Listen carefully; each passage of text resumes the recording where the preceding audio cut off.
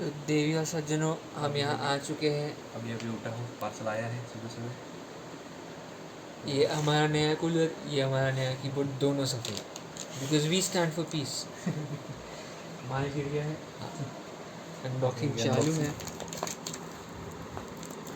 ये मारा नहीं, कैंची का उपयोग ही गलत है।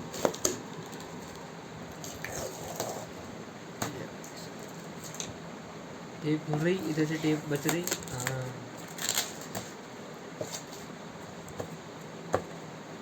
ये चमकीली चीज़ निकली बाहर। अरे रुको हाँ, डिफ़िकल्टीज फेस करते हुए उसको तोड़ना चाहो। देखिए, फर्स्ट एक्सपीरियंस ऐसा ही था। किसके बारे में बात कर रहा है? डब्बा खोलने के बारे डब्बा में, खोलने डब्बा खोलने के बारे में। Please clarify the users. हाँ, ये सील टूट चुकी है, डब्बा खुल चुका है।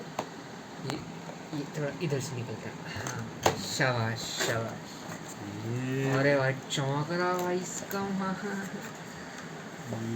अरे भाई पन्नी वन्नी डाल के दी भाई पूरा। डब्बा बाहर आता हुआ। इसको साइड में से।